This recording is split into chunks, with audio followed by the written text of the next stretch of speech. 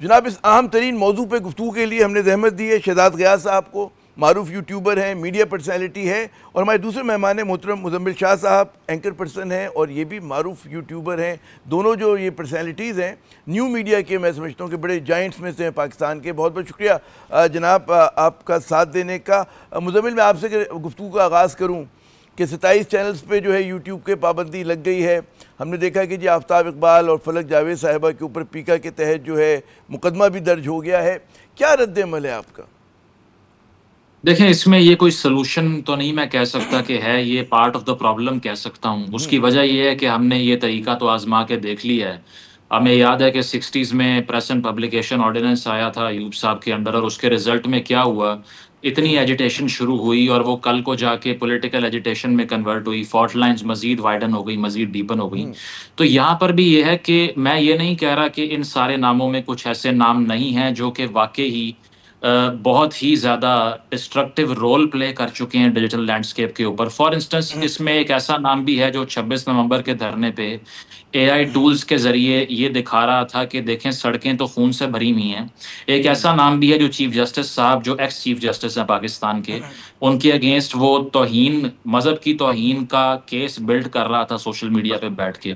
इसके अलावा और बहुत से ऐसे लोग हैं जो कि पहलगाम टेरर अटैक को हिंदुस्तान को एविडेंस प्रोवाइड कर रहे थे यूट्यूब पे बैठ के कि हमें मालूम है कि इन्होंने किया है। तो उनका केस एक तरफ, लेकिन कोलैटरल डैमेज भी हुआ है। कुछ ऐसे लोग जो ऑब्जेक्टिवली बात करते थे, जो अनबायस्ड थे, किसी पार्टी का जो है वो चेहरा नहीं थे, उनको भी इस स्पेस में रगड़ दिया गया।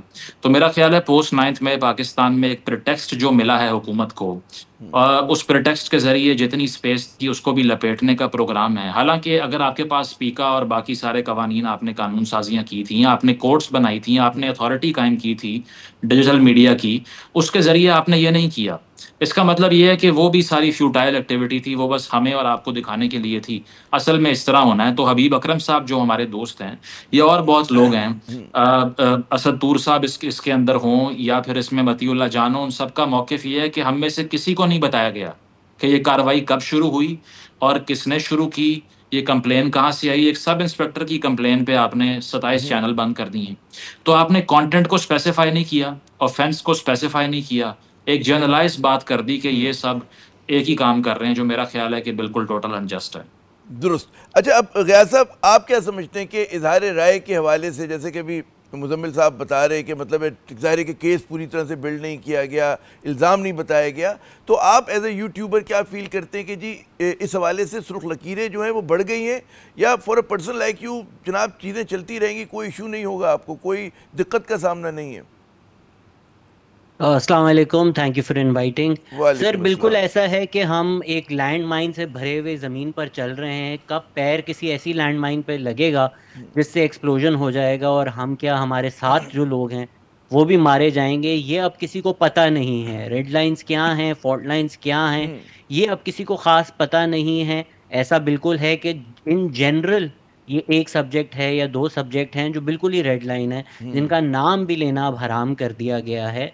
तो जिस तरह मुजम्मिल ने भी फरमाया कि अगर तो किसी ने जुर्म किया है, अगर तो किसी ने फेक न्यूज़ फैलाई है, अगर तो किसी ने जो पाकिस्तान के नेशनल इंटरेस्ट हैं जो आज तक मुझे समझ नहीं आए कि असल में है क्या, वक्त और ज़रूरत के हिसाब से वो डिफ़ाइन किए जाते हैं, उनके ख़िलाफ़ किसी ने कोई गुफ्तगू की है, उनके ख़िलाफ़ आप मुकदमा दर्ज करें, बोलें ये इंसान है, इस व्लॉग में इसने ये बात की है, या इस चैनल पे जाकर इस शख्स ने ये बोला है जिसकी वजह से ये एंटी स्टेट हो गया है और इसका चैनल बैन कर देना चाहिए।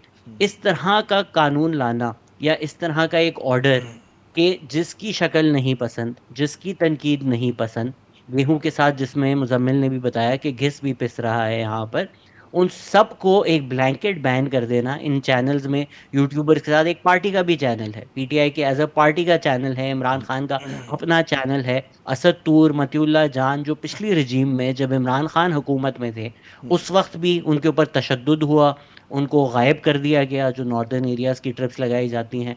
अब इस रजीम में उनके खिलाफ फिर से कार्रवाई हो रही है। तो जो लोग हुकूमत की तनकीद करते हैं, अगर वो कोई गलत बात कर रहे हैं, उस गलत बात के ऊपर कानूनी कार्रवाई उनके ऊपर हो, ना कि आप बिल्कुल ही आज़ादी राय ख़त्म कर दें, आइनी हक छीन लें और जो भी आपको नहीं पसंद उसका चैनल यूट्यूब पूरा का पूरा ब्लॉक कर दें और एक लिस्ट मैजिकली अपीयर हो कि भाई ये 27 लोग उसमें शामिल हैं। किस बिना पर ना हमें पता है, ना जिनको ब्लॉक किया गया है उनको पता है। ये बड़ी अहम बात है मुजम्मिल साहब के वो रेड लाइंस नहीं पता, वो जो जिस जुर्म के वजह से आपका चैनल बंद हुआ उसके बारे में नहीं बताया गया।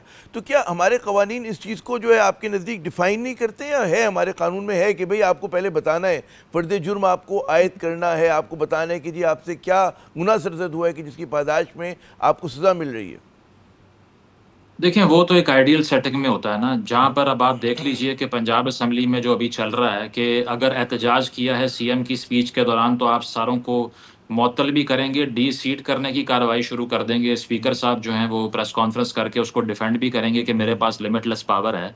इसका मतलब ये है कि एक सर्कल जो शुरू हुआ था, मैं तो ये कहूँगा कि post charter of democracy PTI के दौर में हुआ था कि इतनी ज़्यादा कन्फ्रंटेशन और इंतकामी सियासत हुई थी, इन्होंने उसको स्टेरॉइड के इंजेक्शन लगा दिए और अब अस्यूम ये किया जा रहा है पीएमएलएन की तरफ से कि शायद हमने कभी इक़्तिदार से निकलना ही नहीं है। अब अगर आप अपनी सीएम की स्पीच पे एहतजाज करने पे ऑपोजिशन के अरकान को डी-सीट कर रहे हैं, that means you have calculated that you will never sit on those benches. आपको ये लगता है कि आप कभी ऑपोजिशन का पार्ट बनेंगे ही नहीं, कल को आपके खिलाफ भी यही होगा। पीका लॉक में नॉन बेलेबल ऑफेंस सजा का इजाफा किया पीटीआई ने, उनके खिलाफ इस्तेमाल हो गई। तो जो हाथ ये मजबूत करेंगे वही हाथों से कल को स्ट्रैंगुलेट भी होंगे। तो यहाँ पर भी अगर आइडियली देखा जाए तो डेफेमेशन के कवानीन भी मौजूद हैं, जुर्माने करें आप बैंकरप्ट कर दें उन यूट्यूबर्स को जो कि बगैर एविडेंस के बात करते हैं, किसी की जिंदगी को इंडेंजर करते हैं। उनको मिसाल बनाएं कि उन्होंने एक पैसे इसके दिए, उन्होंने कॉस्ट पे की है इसकी। लेकिन मैं तो ये प्लेटफॉर्म्स की साइंस भी नहीं समझता कि ये यूट्यूब को अगर एक दरख्वास्त जाए इंडियन गवर्नमेंट की तरफ से तो वो कहती है कि ठीक है जी ये सारे चैनल आप उड़ा दें, और इसी तरह यहाँ पर भी यही हो रहा है। तो मेरा ख्याल है कि इंडिपेंडेंस और प्लेटफॉर्म की मेथोडोलॉजी को भी क्वेश्चन करना पड़ेगा कि अगर आप सारे हुकूमतों के अंडर ही आते हैं तो फिर ये इल्यूजन क्यों है फ्री स्पीच की।